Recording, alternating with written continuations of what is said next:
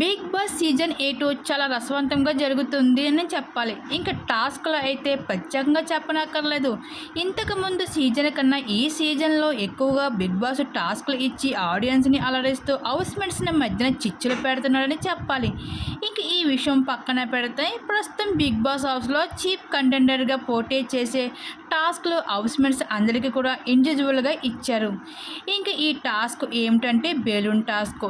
ఇంకా ఒక బెలూను పొట్టకు కట్టుకొని అది ఎవరు కూడా అవతల వాళ్ళు పేల్చకుండా ఎక్కువగా లాస్ట్ వరకు ఎవరైతే ఆ బెలూన్ని కాపాడుతూ వస్తారో ఇంక వాళ్ళు చీఫ్ కంటెండర్ ఎంపిక అవుతారని బిగ్ బాస్ తెలియజేశారు. అయితే చీఫ్ కంటెండర్ టాస్క్లో 3 లెవెల్స్ అయితే ఉంటాయి. చివరిగా ఎవరైతే మిగులుతారో వాళ్ళే నెక్స్ట్ టాస్క్లోకి పార్టిసిపేట్ చేస్తారు.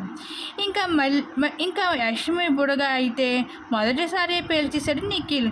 మరి మొత్తంగా చీఫ్ కంటెండర్ ఎవరెవరు ఎంపిక అవుతారని ఎవరు అనుకుంటున్నారో మీ అభిప్రాయం తప్పకుండా కామెంట్స్ అయితే షేర్ చేసుకోండి.